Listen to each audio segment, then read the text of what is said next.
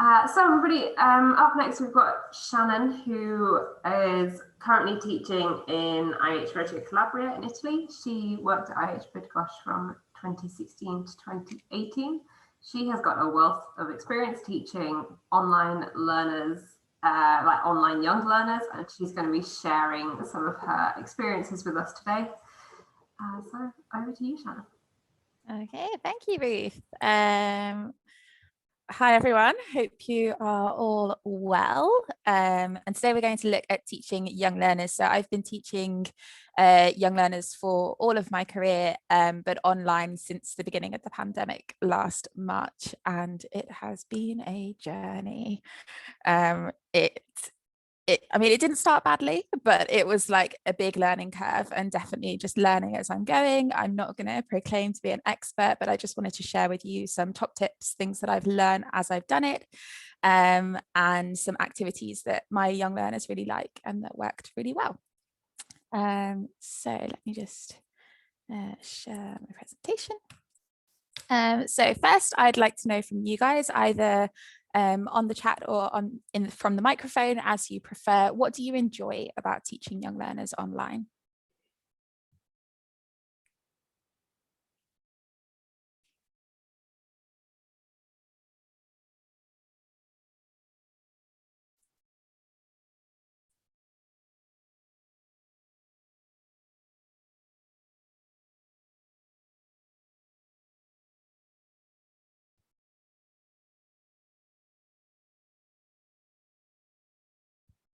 Mm-hmm.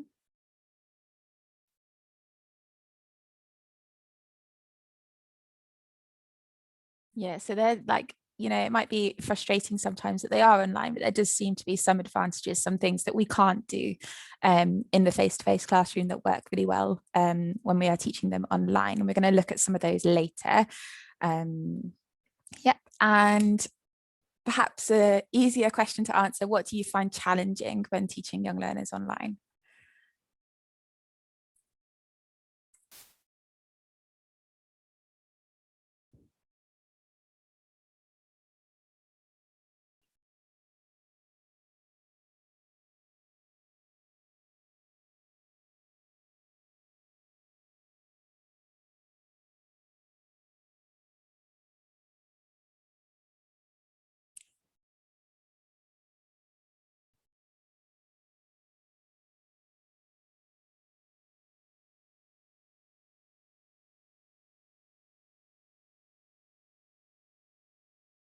So communication, cameras seems to be a recurring theme, distractions at home.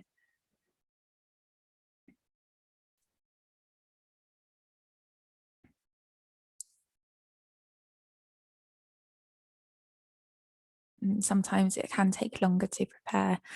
Okay, well, I don't know if I will answer all of your questions. I will try and leave 5 minutes at the end to answer some on-the-spot questions. But if it's a bigger question that I can't answer right now, or if we don't have time, then I've put my email at the end of the presentation. Send me an email and I will have a think about it over the next couple of weeks and try and get back to you. My top tip number one is to remember that we are in a global pandemic. We are not just teaching online for fun. The world is quite a scary place at the moment. So your students might be feeling distracted, tired, and anxious because of life, and it sucks. And there are some things that we can do as teachers to try and slightly alleviate some of these feelings, but it is going to have an impact on our lessons and on their learning. So it's just something to have at the back of your mind when you're getting frustrated with a student that's not doing something that you want them to do. Like, the world is a scary place at the moment, and especially with young learners who can't like fully conceptualize everything that's happening in the world, it can be really difficult for them. They also might have connectivity and technological issues that are beyond their control. If they have a bad internet connection, that's not their fault. That yes, maybe parents could get a better one, maybe they can't afford a better one. So there are going to be issues that that we can't fix. Home can be distracting. The home is a place where students go home like go after school to relax or relax at the weekend. It's not somewhere where they are used to being educated. And we've all seen, like, you know, when students walk into that classroom, they start acting differently, they get into their routines and things happen, but that doesn't happen in the same way when you're in your living room at home next to the toy box or next to your bookshelf or near your phone. And there's also people, I've had a lot of young learners who get spoken to by their parents during lessons, whose brothers, you know, try and sort of sneak in behind the camera and make silly faces, and it can be really distracting for everybody.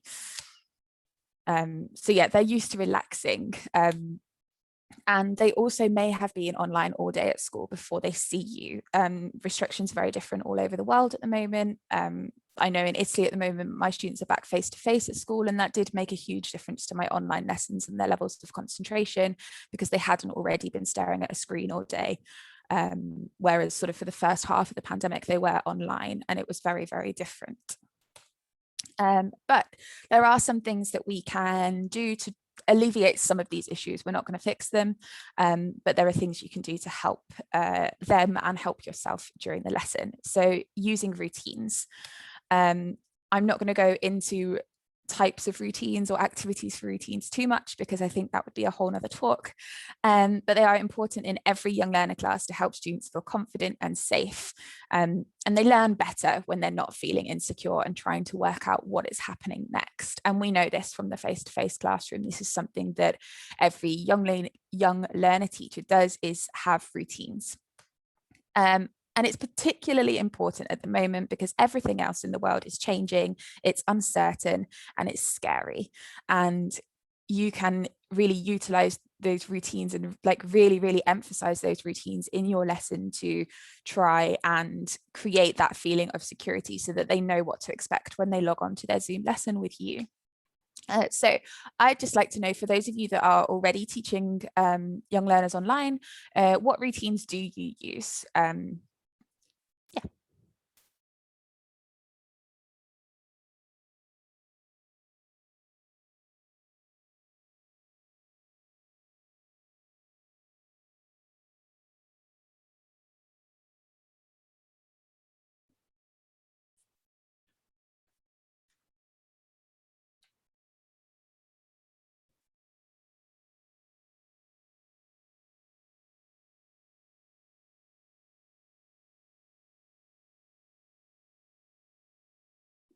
Good. So we've got hello routines, goodbye routines, having a regular warmer that happens at the beginning of the lesson. I know that my young learners have a specific game that they like to play at the beginning of the lesson. Having a break halfway through, including some movement in that, having all the materials ready to go so that also alleviates some of the distractions. Asking them how they are, like they are humans, that's really important. Yeah, making sure that they are ready to learn. And are there any routines that you used to use in the face-to-face classroom that you could possibly adapt? So I think some of these have probably already been mentioned, but is there anything else that you can think of that maybe you're not using at the moment, but you could adapt?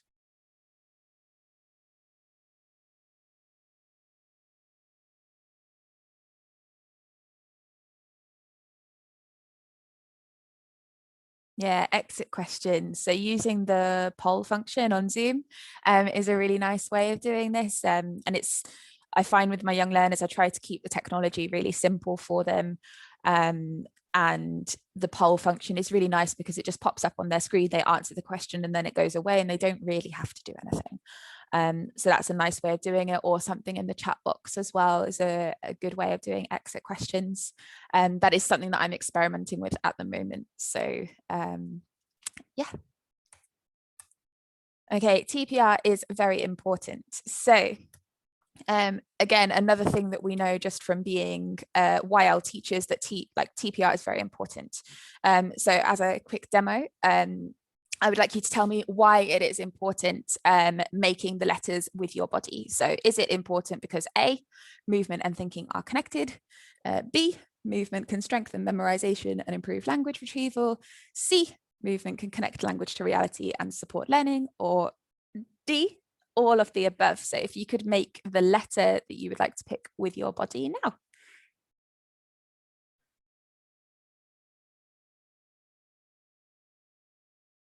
Yeah, good. So lots of D's. So that is correct. So movement is really important for all of these things. This is something that I do with listening activities, reading activities. It's really quick. It's even sometimes quicker than them actually writing A, B, or C in the chat box or trying to find their microphone to turn it on to tell you the answer. And you can immediately see, assuming they have their cameras on, who is involved and who isn't.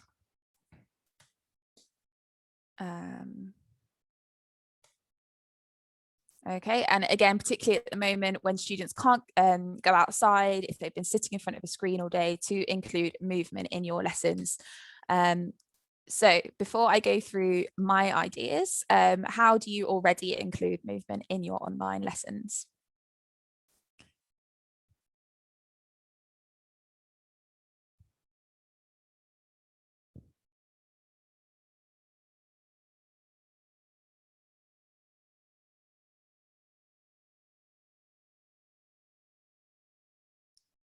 Fun and fine, Simon says.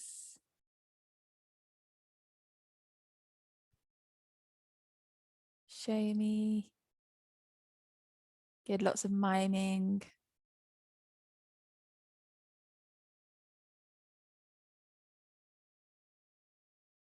Stretching and link it to some language. Pretending to be pop stars, that sounds fun. Oh, I like that, Ruth. I hadn't thought of that, making them stand away from the computer to turn the microphone on to give their answer. Yes, there's lots of really simple things that we can do to try and include a bit of movement in our lessons. Some more ideas that I had. So scavenger hunts, so go and find something blue, something green, something soft, a food, your favorite something. There's lots of different things that you could do with this. Run and touch, so if you can arrange, for example, email the parents to say, we're doing living room vocabulary, can they please set up in the living room? Run and touch the sofa, run and touch the cupboard, run and touch the armchair. And even if they haven't got those things in their living room, they're still going to run around, try and find it, and then come back and say, well, I haven't got one. And the language is still there, the movement is still there. The same with run and put, so they could make their own flashcards, and then doing things like prepositions of place, like put your crocodile on the sofa, put your cat in your shoe, for example. Simon says, and charades, as we mentioned, so standing up and sitting down for yes, no responses, very similar to the ABC that we did before. But if you've got yes, no questions or true, false questions, have one that is standing up, one that is sitting down. And as you elicit the answers, they stand up or sit down for those. They could also take a step to the left, take a step to the right. The only issue I've had with that is when some of them have their cameras mirrored and some of them don't, and then you don't actually know which way they're stepping. But I know that's one that I used to use in the face-to-face classroom that unless you can control their video settings, maybe doesn't quite work as well, but might be worth a try. So yeah, the YMCA spellings, which is actually an idea that I got from Molly, or for the multiple choice ABC. So again, for spelling words, they can try and make the letters with their body. And part of the challenge is obviously the spelling itself, but also, you know, try making a Z, like just with your own body. It's quite difficult. Running dictation, so very similar to what we do in the classroom, where they might put their textbook on one side of the room and then have the questions on the other side. There's no reason why they can't do this at home. Putting their book behind them and then having their notebook by their computer and going backwards and forwards just to increase that level of movement. Pet safari, which is an idea that I got from Ruth. So to practice the present continuous, they are following their pets around as if they are on safari, saying what the animal is doing. Students that don't have a pet could do this with a soft toy and move it, pretend it's moving, or go on a family spy mission, so sneaking around their house to see what everybody in their family is doing. Using actions for as much vocabulary as possible, because again, you're getting them doing it. They're not just sitting staring at the screen. You're not sure if they've frozen, if they're moving, if anything. If you can see them physically doing something, you know that they are more engaged. I recently saw here a whole TPR lesson on food. And I was observing, I wasn't supposed to be learning the vocabulary, but I accidentally learned all the actions and can still remember that this is lettuce, and that this is a tomato, etc., etc. So even vocabulary that you wouldn't expect to necessarily have an action can have an action. And if you can't think of them, get your students to think of them. Drawing on your head. So I know this is an activity that I learned when I was at Bydgoszcz, but taking a notebook, putting it on your head and doing a drawing dictation like this. Yes, they are still sitting down. You could get them to stand up, but it's a bit more like physically challenging than just, you know, drawing normally like this, and engages like different parts of the brain for them to coordinate differently.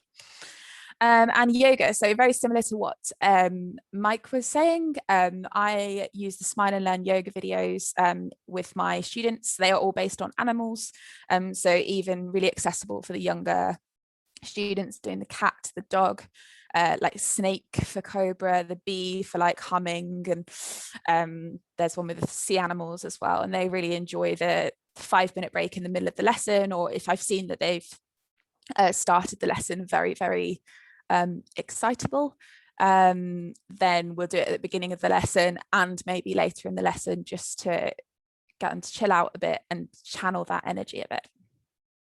And so, like lots of you said, we can take advantage of the fact that they are at home. So there is a whole like wealth of things that you can do with Realia. So you can get them to make their own vocabulary sets, having little objects instead of flashcards. Scavenger hunts, secret object or a close-up, so putting something in the camera, asking what it is, moving it out more slowly, and it's a highlighter. And like they can play that themselves as well. Describing the object, so having the object off camera, describing it, the other students have to guess what it is. Show and tell, let them share about their lives, show their favorite toy, share their favorite book, talk about a member of their family, and bring, like, this is going to be my next point, bring your family to school, a bit like bring your child to work day, but like reversed. So you know, then you've got more people if you're describing appearances to do guess who with, and you've got age differences then as well, which gives them more language to work with. Even just things like interviewing someone, asking questions. Maybe you're studying work and you want actual people that are working to talk to. You can also like get your family in on Zoom, and that gives them another reason to communicate with somebody that isn't necessarily just going to be able to understand what they're saying in their L1. And like a real reason to communicate in English. And also taking advantage of rooms in the house. So going to the kitchen if you're studying food and asking them what's in their cupboard. What food do they eat usually? And engaging the 5 senses. So I'm working on the basis that everybody is at home. Just going to demo this very, very quickly. So I would normally do this with all 5 senses and different rooms in the house. We'll just do one. So I'd like you to quickly just go into your kitchen and then come back and write in the chat box something that you can smell.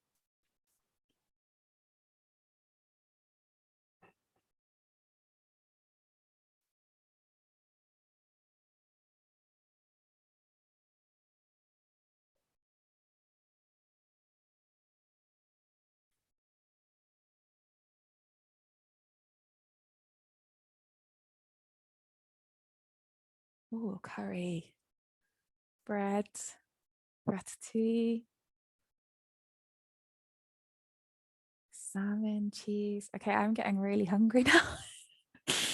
Scrambled eggs, toast, more curry, nice. Okay, so obviously you can do this with any room in the house, with any senses. I mean, some to avoid, for example, taste and bathroom, probably not ideal. But there are a lot, we've got 5 senses, lots of rooms in the house, and there's lots of things that you can do with that when you are working on body parts and senses, and maybe a CLIL science type lesson. And also cooking or crafting. So something that my young learners love. is baking. And I realized that actually if they're all at home on Zoom, then they've got a kitchen and a responsible adult more often than not to help them. So you can arrange it with the parents in advance, send an inexpensive list of ingredients for them to buy, or things for them to find to do a craft, and then do like a live cooking session with them or live crafting. And you know, it means that some of those activities that we took for granted in the face-to-face YL classroom, that I can just make a load of stuff with them and do it with them on the floor, making things, that there's actually no reason why we can't do this at home, as long as you organize it so that they have the list maybe a week before so that they can get everything that they need. So getting and keeping their attention is quite difficult, and I don't think this is something that I've fully mastered with all of my students, but it is getting better.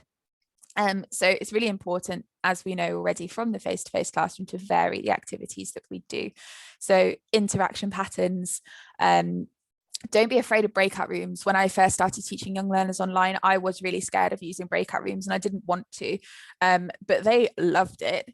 And yeah, it worked really, really nicely. And I don't use it too often. They know that when they go in there, they need to work. For classes that I'm a bit more, like maybe they're a bit younger, I'm a bit conscious of them going off task. I'll log in on my phone very quickly so I can actually listen to more than one group at once. So yeah, varying the skills that you teach and varying the activity types, as we know. Doing things like spot the difference. So partway through the lesson, I might tell them, you know, look at my camera, what's different. I might just randomly do it and see if they notice, because if you do something obvious enough, you'll know if they're paying attention to you, because they would notice. So I could turn off my camera, do something, carry on my lesson, and then all of a sudden it'd be, Shannon, why are you wearing a mask? And if that takes 5 or 10 minutes, then you know they're not paying attention and you can do something about it. It's also really good for the A1 and A2 students who are doing Cambridge exams, who need the spot the difference activities. So before you weren't wearing a mask, but now you are, for example. Brain and screen breaks, so doing things like that, stretching, doing activities in their course book on a piece of paper that don't require them to be staring at the screen, including that movement is really important. Using written, visual and oral instructions. So if I want them to do something in the chat box, I will tell them to do that. I will write it in the chat box for them to do it. And I will also have a picture of the chat icon on the screen so that they know what is expected of them in every way, shape or form. I couldn't make it clearer. And if necessary, I will use L1, or I will ask a stronger student to translate if it is something more complex, or something like homework where we've gone through it quite quickly at the end of the lesson because we're in a bit of a rush and I just want to make sure that everybody is clear. Yes, we want them to be exposed to English and speaking English all the time, but I don't think there's actually anything wrong with using some L1. Even if you're not fluent, you can learn the things that you need to say for that specific moment. And classroom management, I wouldn't say that there's less classroom management online. I would just say that it's different. So making sure that your chat settings, I always have mine set to host only, because otherwise they just distract each other in the chat and get really annoyed with each other. Microphones, deciding when they're on and off, and when they're muted, do you want them to be able to unmute themselves or not? And having all of their materials ready to go at the beginning of the lesson, having those routines or reward systems in place all contributes towards this. And using their names. So I know a lot of people take it for granted that their names are on the screen. So you know who is who, but you still need to use their names. And it's even more important when you can't, you know, I can make eye contact with the camera and you feel like I'm looking at you, but I'm not actually looking at you. So it's, and also if I'm looking at the camera, I can't see as clearly. I can see it in the corner of my eye, but I can't see as clearly who is actually looking at me. So you need to use their names probably more than you would in the face-to-face classroom to get and keep their attention and nominate them. And you are very important in this lesson, in this online process. You are very important. You need to exaggerate your facial expressions, your tone of voice, your gestures, not over the top, but more than you would in the face-to-face classroom, because you're not physically in front of them. And so that distance does affect how things are communicated, especially if they've got a bad connection. looking into the camera to have eye contact, which doesn't feel natural because I want to look at all of you. You're on the side of my screen at the moment, and I feel like I'm talking to myself, but it does help and it does make a difference. Smile. Again, it feels weird when you're smiling at a camera, but not at an actual human. But, you know, you're human and your energy and enthusiasm is contagious. So if you're not happy, if you're not enjoying this online lesson, if it's very obvious that you hate online learning, so will your students. Whereas if you, even if you have to fake it, if you're enjoying it, as far as they're concerned, they will be more enthusiastic too. And release your inner child, let yourself play, be a big child. And, you know, yes, we're a teacher, but to a certain extent, if you get on their level and you enjoy it and join in and participate as much as they do, they will slowly participate more. And they're human too. So this is my final slide, I think. Check the time. Yes. So show that you care about them as individuals. Yeah, they're the other side of the screen, and yes, we're physically different, but ask them how they are, ask them what they did at the weekend, and take a genuine interest. Don't just brush off those questions. So yeah, asking them things that you might not know the answer to. So even if it's not about themselves, so something like you know, a lot of us are British, we ask what the weather is like all the time. If you're teaching weather and you do this in the face-to-face classroom, you're asking them for the sake of it, because you can just as easily look out the window and ask them. But I've been doing some kind of international lessons mixed with Poland and Italy. So when I ask what the weather's like, I actually don't know. And they can actually compare what the weather is like in different parts of the city or in different countries and have a conversation about it. And showing them that you care and like asking genuine things about them, about their lives, about their surroundings makes a difference. Sorry. Share with them and they will share with you. So if I share something about my life, they want to share back. Like I can't just expect them to do something that I'm not willing to do myself.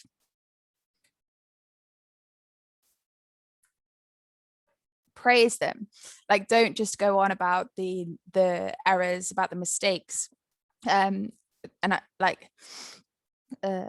just going to jump to this one as well, allowing for creativity. So also what Emma was saying before, like allowing them to be creative, to be individuals, and to show them that like good things can come from this in a world where everything is like going wrong, is really, really important.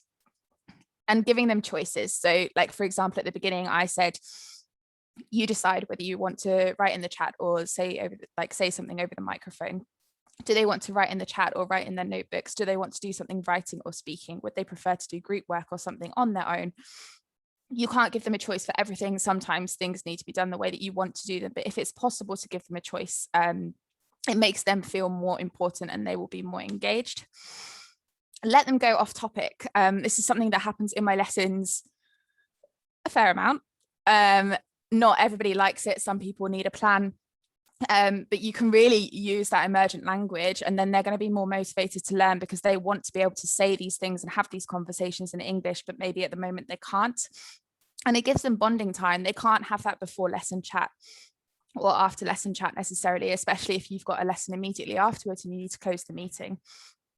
So, you know, if you want them to do an activity in breakout rooms for 5 minutes, maybe allow 7, because then they're going to get that chance to build that relationship with each other.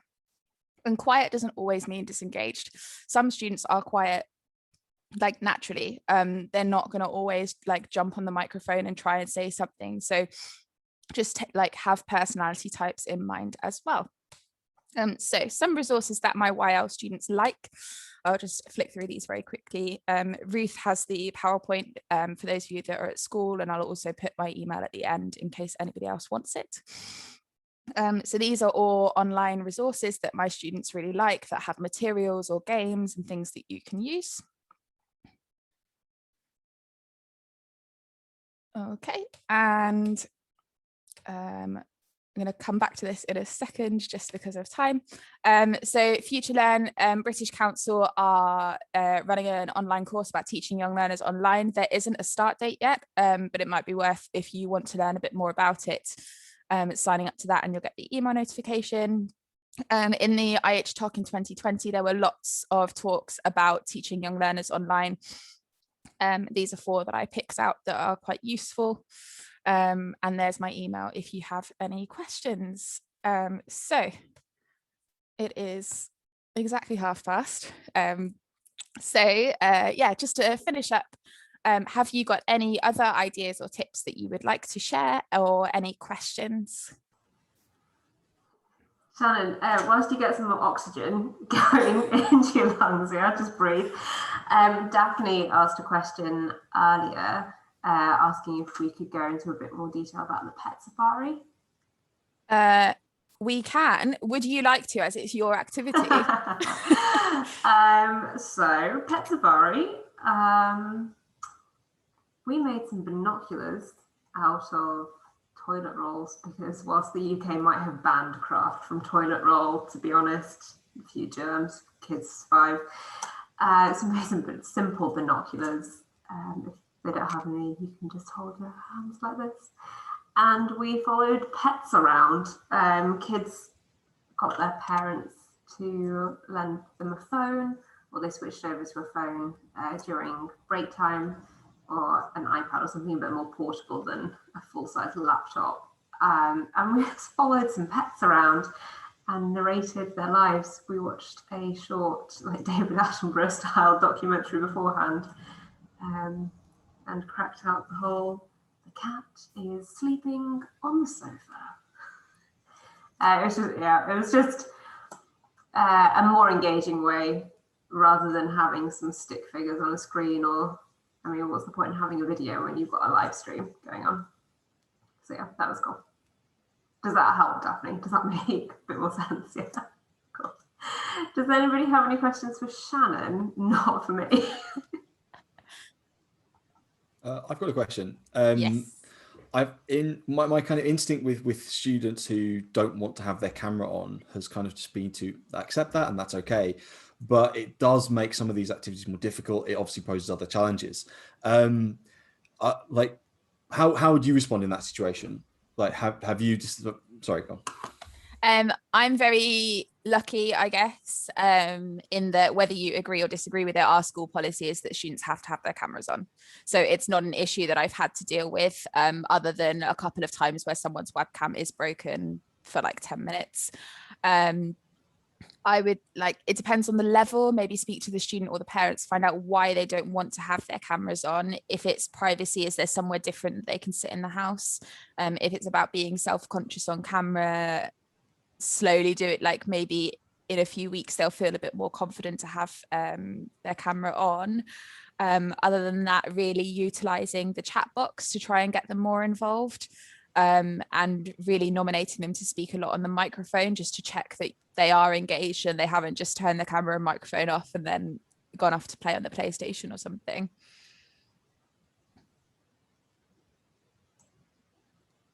Yeah, certainly a challenge for lots of teachers. Yeah, just, I mean, with exactly what you're saying before, where like it's such an odd situation, like how, like, it's not knowing how insistent you should be on some things, and then not, and then giving leeway in others, and I yeah, like finding that balance, because in a classroom, you've got so much more of a feel for it, whereas online you don't know what's outside that box in their world, so it's like it's really hard to know. So. Yeah. Any other questions for Shannon? Nope. Cool. I will stop that recording.